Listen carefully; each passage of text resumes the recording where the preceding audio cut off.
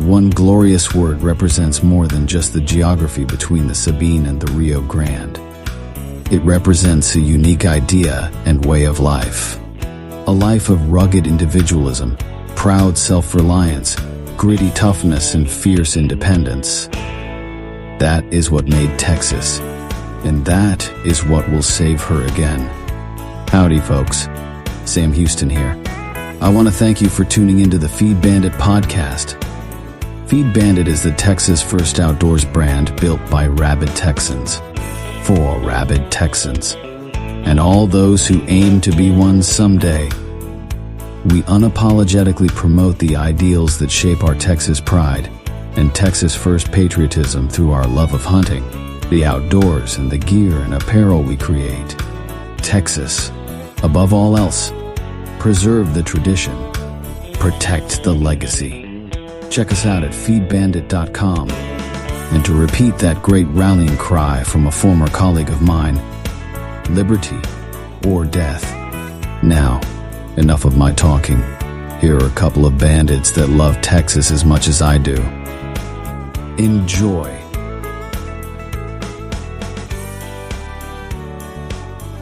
Howdy, friend. Welcome back to the Feed Bandit podcast. Jimmy here with you. And today I have one on pretty much all about whitetail deer. You know, we're here in November and we're, neck deep in the whitetail deer season in Texas. A lot of us have had some pretty good success so far. I'm hoping you have too, if you've been able to get out there. The regular season, as we all know, opened on November 2nd. That's in both north and south zones. So folks have been out there harvesting deer. I went this last weekend at Rancho Bandito, and was successful. Got 2 bucks. We have I'm lucky enough to hunt on the land that's MLD, so there's a little different harvesting allocations on lands like that. I think that'd be a great subject going forward, or on a future podcast, to talk about what that means, the managed land deer permit program in Texas. It's pretty interesting, and the things that you're able to do versus you're using your regular license.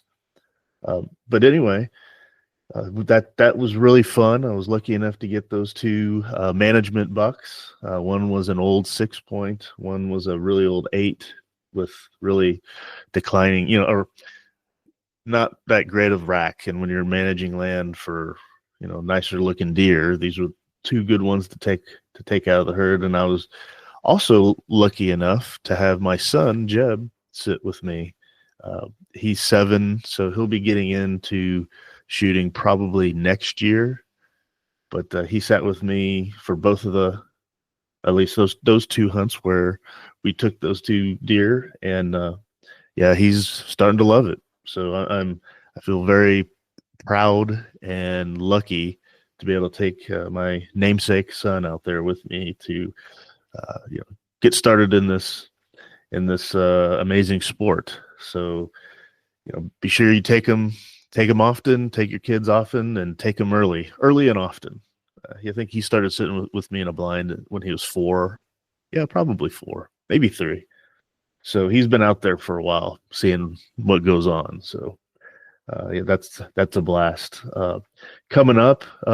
Just as a reminder, wild turkey season is also started on November 2nd. So you can also go out there and once you fill your deer tags, if you still got time, go out there, see if you can get yourself a turkey.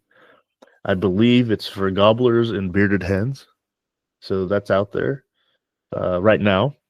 And then mule deer season starts on November 23rd in the Panhandle, and the 29th in the Trans-Pecos region, and Brewster, Pecos, and Terrell counties, or Terrell. I'm not sure how they pronounce that there. You have to correct me on that one.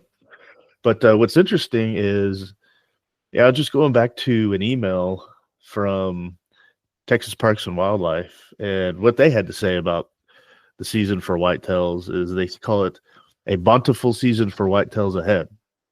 As they say, our biologists are predicting another plentiful season for whitetail deer. And they have a stellar deer season expected this fall press release where they go into more detail. They say the Edwards Plateau or the hill country still has the highest deer population in the state of about 1.5 million. And the doe harvest is especially important in the area to relieve browsing pressure. I can attest to that around where I live. My God, the doe are everywhere. It's unbelievable. They need to be, everyone needs to get out there and really, make sure they take care of that doe population for sure. Let's see, you can enter the Texas Big Game Awards through March 1st. If you score a big a bruiser, if you can get it in there, and maybe you'll win something. So check that out. And just one little quote here: "As Texas has one of the top deer herds in the nation, so be sure to pull the bow or rifle out and spend time hunting this season," said Whitetail Deer Program Leader Blaze Korzekwa. "Whether you're looking to fill the freezer with venison or harvest the trophy of a lifetime, it will be time well spent." Well, that's awesome. There you go. So along those lines, I wanted to go through an article in our favorite newspaper, Lone Star Outdoor News, that kind of hopefully will get you a little more fired up for getting out there to get you a deer. And this one's entitled Memorable Mainframe 8. So it goes, "The definition of a trophy buck is different for every hunter. There are a ton of impressive deer across the state, and some might argue that 8-point mainframe bucks don't get the attention they deserve, as many folks are in pursuit of a deer sporting more tines." Now, as an aside, yes, my definition of a trophy buck is different than the conventional definition. I love hunting management cull bucks, especially the weirder or the more odd their antlers are. If they have this weird angles and whatever else, and they're still like a 6-point or 7 or 5, or even going up to an 8-point, the weirder it is, the more trophy it is to me. So that's kind of my definition. They don't have to be like super huge or anything like that. They just have to be unique. A unique deer to me is an ultimate trophy. That's my definition. Have you ever thought about what your definition is? Something interesting to think about. Continuing. "However, there is still a population of deer hunters that truly appreciate a large, mature buck. Hunter Hortenstein," what a name for how appropriate for this article, "is one of those, and recently his goal of harvesting one came true when he was able to get a shot at a 7-year-old buck on his family's low-fence ranch in Shackelford County. The deer scored a little more than 150 inches, which many consider the pinnacle of a nice buck in Texas." Yeah, I'd say that's a heck of a buck. Quote, "This deer was extremely special to me," Hortenstein said. "A 150 class 8-pointer just doesn't come around often." Hortenstein was hunting from a rifle blind with his longtime buddy Lane Reed when he first encountered the buck. His family's ranch is a part of the Managed Land Deer Program, what I was talking before, which allows deer on the property to be harvested by any legal means, starting with the opening day of archery season. Quote, "The first evening I hunted for him. I went with the goal of just laying eyes on him," Hortenstein said. "I took a bunch of pictures of him and really studied him to make sure I had his age right. By the time I made up my mind that he was the deer I wanted to shoot, he walked off."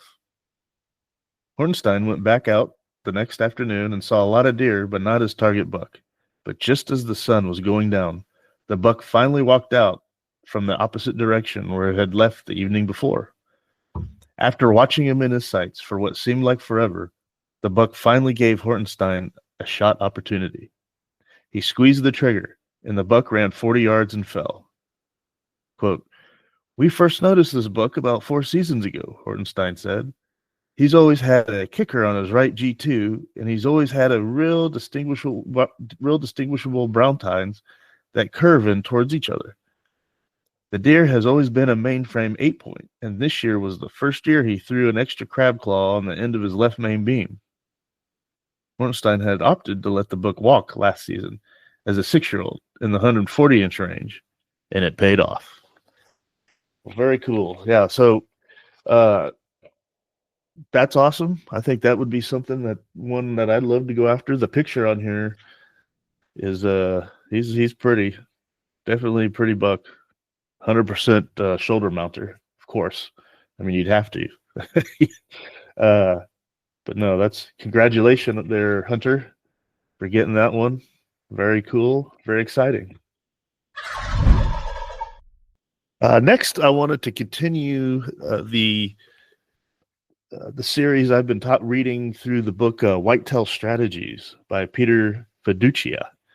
The subtitle is A No-Nonsense Approach to Successful Deer Hunting. And with the next couple chapters I want to read, they kind of get more into, these ones get more into what makes us hunters ourselves, maybe a little less than about the deer itself, but what about the human who hunts, and then as I go through this, think about yourself, see what applies to you.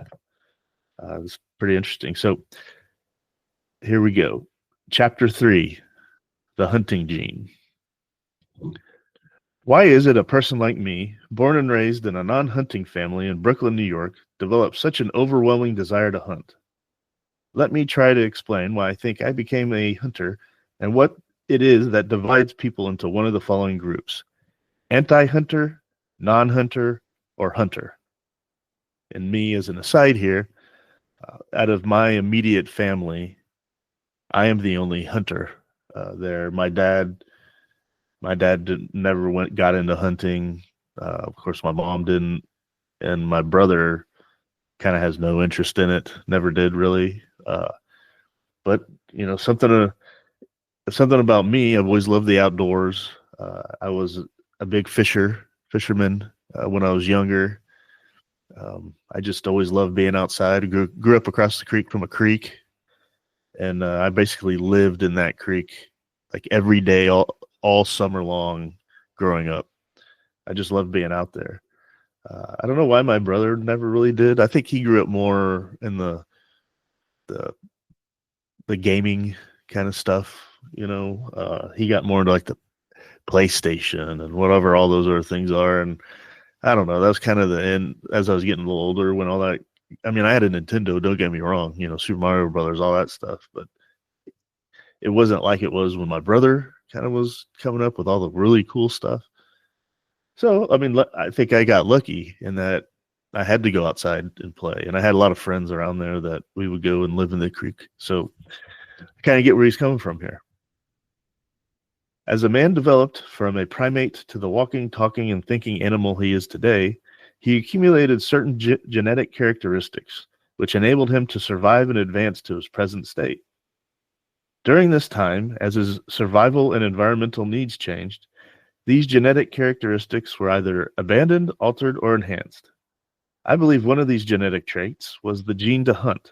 It has been well documented that man evolved from the surviving Australopithecus africanus, the first man-like ape to walk erect.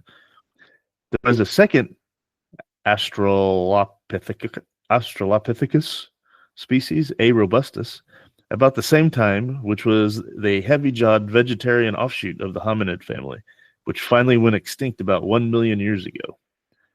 Well, because they're vegetarian. That's probably pretty obvious.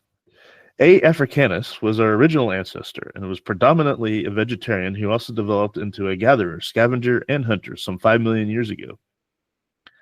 2 to 3 million years ago, Homo habilis developed tools, but still was not considered a true hunter, but rather a gatherer. As recently as only 1 million years ago, Homo erectus discovered fire and hunting. From that point, Homo erectus survived predominantly as a hunter. However, as most of us know, during man's evolution, The need to hunt wild game in order to survive decreased as man evolved to the early Homo sapiens who farmed, gathered, and hunted, and then went on to evolve into the more present day Homo sapiens who still farms and gathers but no longer has to hunt to survive. Although his inherent ability and desire to hunt has been environmentally and economically repressed over a period of thousands of years, man still carries the gene to hunt within him. This gene, however, is either dominant, nonpartisan, or recessive to several degrees, depending on the family tree from which it was passed and current environmental and social conditions placed upon each individual. Let's take my case for an example. I'm from a large Italian family of aunts, uncles, and cousins. On my father's side, there were 3 brothers and 3 sisters, and on my mother's side, there were 9 sisters and 1 brother, all of whom had a gazillion children. Good Lord. I wouldn't even remember all the cousins' names. No one other than me and my 2 cousins, Ralph and Leo Soma, whom I introduced to hunting by taking them with me on small game hunting trips, starting at the age of 10, became hunters. Not only in our immediate family, but also in the extended family as well. The point is, there was no external influence on me to hunt, only an internal desire that built within me as I matured. Yeah, that describes me for sure. Does it describe you? But where did this desire come from? In the late 80s, my mother passed away. My mother's mother passed away. My grandmother's husband was my mother's stepfather and had raised my mother from the time she was an infant. He was a non-hunter. Before my grandmother passed away, she told my mother all about her biological father. It seemed that the whole essence of the story was wrapped around my biological grandfather's love of hunting. My mother enjoyed telling me how her mother told her that his house was filling with big game trophies and how he loved to fish and go crabbing and clamming. At last, I knew why I hunted. The gene to hunt was passed on to me via my biological grandfather, who obviously carried a dominant hunting gene, while the rest of my parents' families carried the dominant hunting trait. My theory explains why some people hunt and some don't, and why some are so anti-hunting that they become extreme in their views about the subject. People with dormant hunting genes have feelings about hunting that are neither pro or con. And they go through life perhaps not understanding the need to hunt or hunters, but this group does not make a big issue out of the matter. People who receive a recessive hunting gene, depending on how recessive that gene is, have an inherent apprehension about hunting. Depending on how recessive that gene is, which is based on the lineage from which it was passed, this group will experience various degrees of disdain, even hatred for hunting, even to the extent of becoming overly emotional about the subject, i.e., the radical anti-hunter. This is why I believe some people hunt and some don't.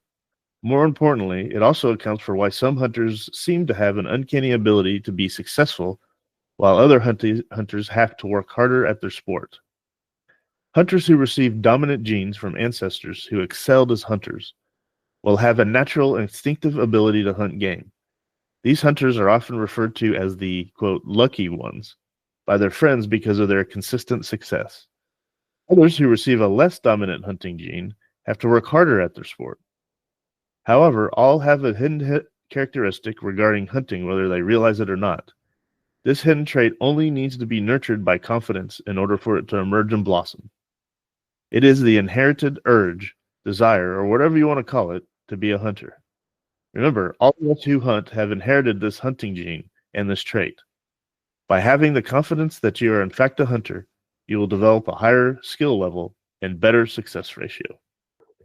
I definitely can relate to this this hunting gene. My grandfather, I believe, would have become a radical hunter on his own had World War II not occurred. Seemed like maybe he was thinking of going that way, but he had to go to the Pacific, and when he came back, and when he moved to Texas, he actually went hunting on a ranch down in South Texas and got a really nice 9-point. And I think what my dad said is after he got the deer, he kind of lost any desire to go hunting, which is interesting because he said it didn't feel like sport after being in the Pacific in World War II. So take from that what you will. But anyway, war, of course, will screw a lot of things up. But I think that this whole gene thing, maybe he may be onto something with that because, I definitely have it. It came from somewhere. So, but let's keep moving on as far as this goes and talk about, uh, success in hunting. And this is chapter 4 in the book. And it's titled The C plus PT times C equals CS theory, which means concentration plus positive thinking times confidence equals consistent success. Until this point, the information which I have shared with you, though important, isn't too strategic or unique in its makeup. From here on, however, it will be. So, in order for this book to help you become a more consistently successful deer hunter, you must not only believe in the information I'm sharing with you, but more important, you must believe in yourself as a deer hunter to be the most effective when hunting whitetails. You must commit to making both a conscious, so whisper to yourself, I know I'm going to see deer, and subconscious effort, so think only about deer and seeing them, while you're deer hunting. These deliberate pep talks will be one of the most helpful tactics of your hunting strategies. At least I hope you will feel so by the end of this chapter. Now, as an aside here, I do that all the time. So before, or if I'm going in the morning before I go to bed, I'll be like, oh man, I can't wait to see me be covered up in deer, And then before going out in the afternoon, I get really fired up because it's like I can't wait to see what comes out, and can't wait to see the whitetail ballet in progress out there. So I kind of do something to that effect every time I go out. Do you do anything like that, dear listener? Do you try to manifest what it is you're going to see out there? It's really cool when something comes out and you're like, all right, okay, there's a shooter, But continuing. As with anything one does in life, having confidence in what you do and how you do it automatically produces more success. The confidence and positive thinking theory also applies to sports. Your sport happens to be deer hunting. Therefore, starting right now, before reading another page of this book, make an unconditional pact with yourself to develop an unwavering positive attitude about your deer hunting capability. Take the pact and believe. And the pact goes, I am a good deer hunter. I am confident that I make sound decisions about the hunting strategies I use. I know my quarry strengths and weaknesses. From this moment on, when I think about deer hunting, I will do so with confidence and a positive attitude. When I am in the field, I will totally concentrate on the hunt. I promise myself that I will not let any other matters interfere with my thoughts when I am deer hunting. I will maintain a positive and confident attitude even when I don't see deer during a hunt. I will trust my judgment about the location and tactics I have chosen to use. Most importantly, from this day on, I will remind myself that I am as good a deer hunter as anyone else and will hunt that way. All right, well, that's interesting. The philosophies of the powers of positive thinking have been written and talked about in many subjects by numerous people, including L. Ron Hubbard, Tony Robbins, and yes, even our own Gene Winslow. It is simply learning how to exploit the power of positive thinking and using this force to its maximum for your own benefit. I can guarantee you, if you are sitting in the woods thinking about bills, family problems, your job, or worst of all, not seeing deer, you won't see deer. Why, you ask? It's easily explained, especially when it comes to hunting bucks. Most bucks sneak along, taking advantage of all the available cover rather than nonchalantly walking in the open. It doesn't take a buck more than 10 or 15 seconds to quietly slip by a hunter who isn't paying attention to his surroundings. I've seen this happen time and time again. At least 50% of the time, I would not have seen a buck, or sometimes bucks skulk by my stand if I wasn't consistently in tune to the hunt and looking around in all directions, expecting to see a buck moving by my stand. Typically, I have turned to see an antler or a hindquarter moving through a patch of cedar or undergrowth only moments before not seeing the buck at all. By having confidence and a positive attitude, I sit in my stand expecting the above scenario to develop. Hunters with negative attitudes get lost in their own thoughts and often don't realize they are not paying meticulous attention to what's happening in the woodlands around them. This often leads to bucks getting past hunters totally unnoticed. Trust me when I tell you that this one simple lapse in concentration can make the difference between going in the woods and seeing deer or getting skunked. Often, lack of concentration sets a hunter up for having a lack of confidence and positive attitude in his buck hunting abilities. It's what separates what some hunters call the lucky hunter, who consistently shoots a buck year in, year out, from the guy who's always complaining about not seeing or shooting deer, especially more elusive bucks. To see more bucks, you must devote yourself to concentrating at the job at hand. Seeing more bucks isn't a matter of luck. It's a combination of skill, positive attitude, woodsmanship, positive attitude, concentration, and more positive attitude, all of which develop a tremendous amount of confidence, which translates into seeing and shooting bucks. Never underestimate your ability as a deer hunter.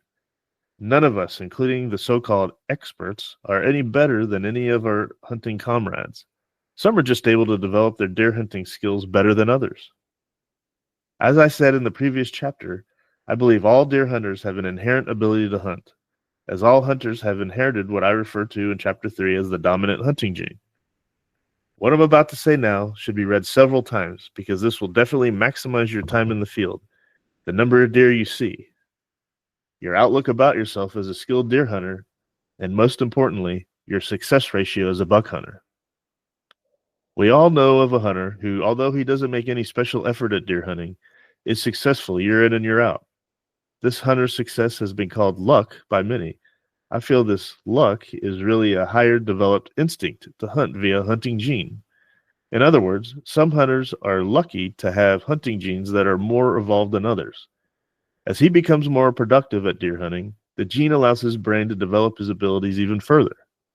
Accordingly, this hunter develops greater instinctive capabilities that increase his confidence and therefore his consistent success. This is the hunter I referred to above. He sits in his stand and maintains a constant and fine-tuned awareness of what is happening in the hunting grounds around him. Nothing in the field slips by him unnoticed. If blue jays start chirping an alarm for no apparent reason, this type of hunter focuses all his senses immediately to try to analyze the reason of the blue jay's disturbance. Should he hear a faint snap of a twig, see a turkey fly by, or even hear the woods suddenly become unusually quiet, he reacts immediately and emphatically by assuming all the above are caused by an approaching deer. I call this the assume everything and anything is a buck until absolutely identified as something else concept. Now here's the part to burn in your memory.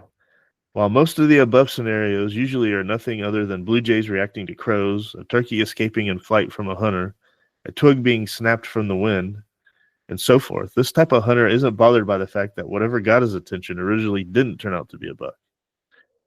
He realizes with each passing incident that the odds increase that the next time he responds, it will be a buck. This expectant attitude is a result of a high level of confidence and a positive attitude. Take this to the deer hunting bank. A consistently successful hunter assumes every noise he hears is the result of an approaching buck. Every deer he sees, even before he can identify what it is a buck, and every strategy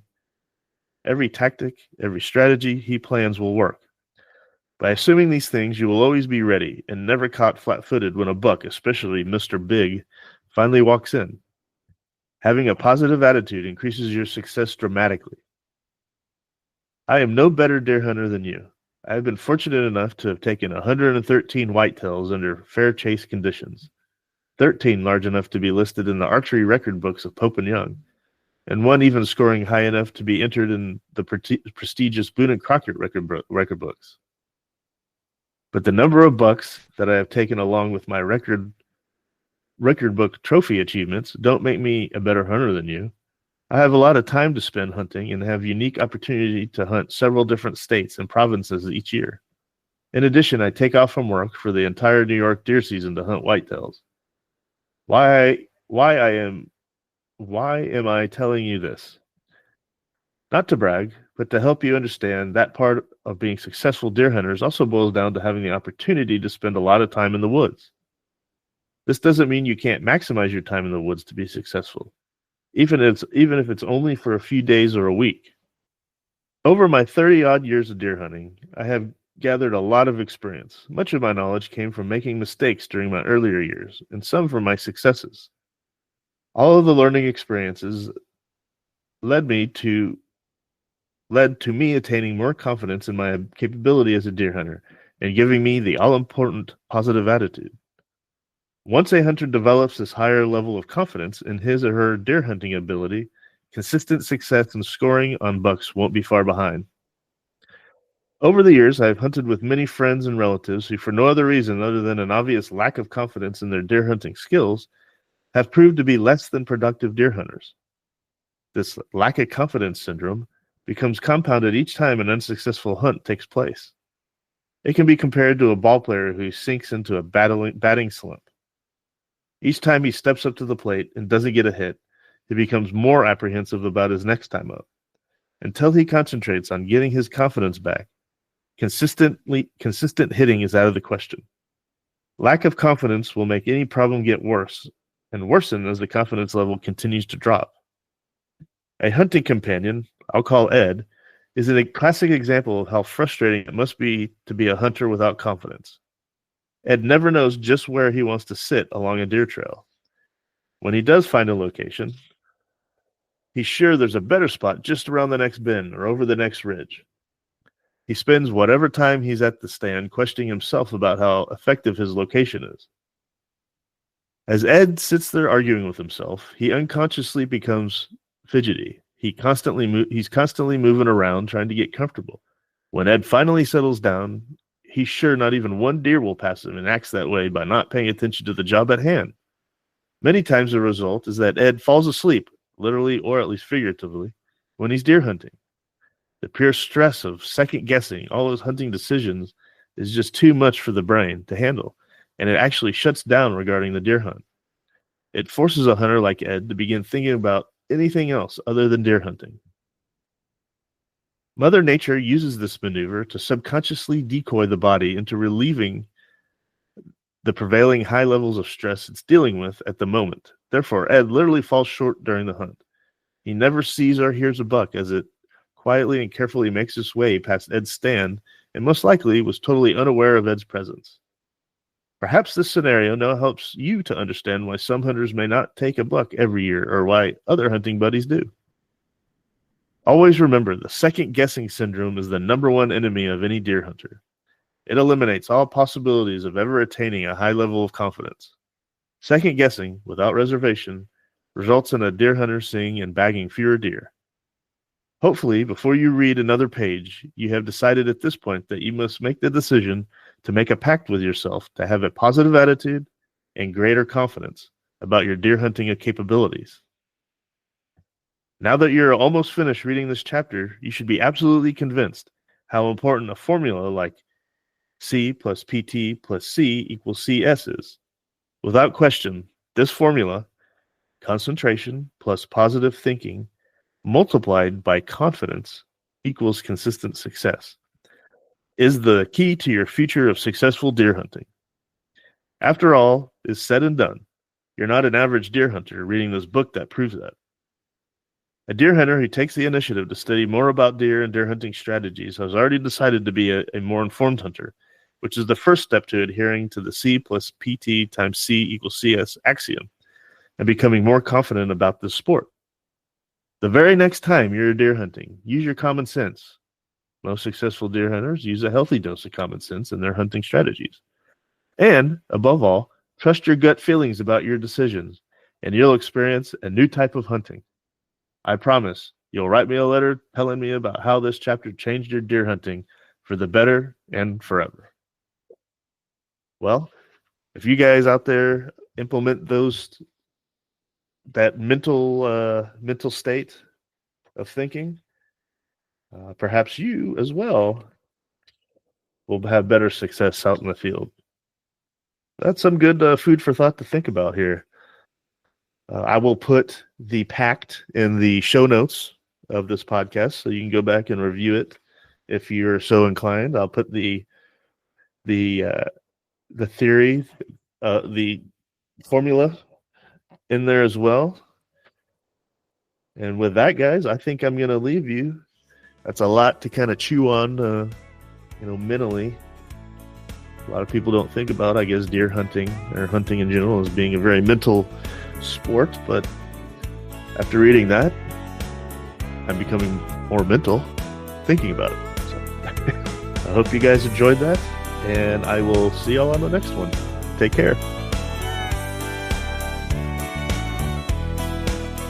Well, I hope the bandits gave you an interesting episode that either entertained or educated you.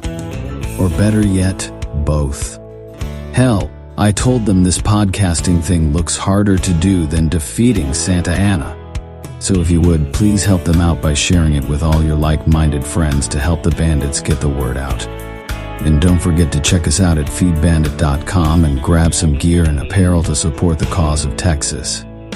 Remember, Texas, above all else, preserve the tradition, protect the legacy.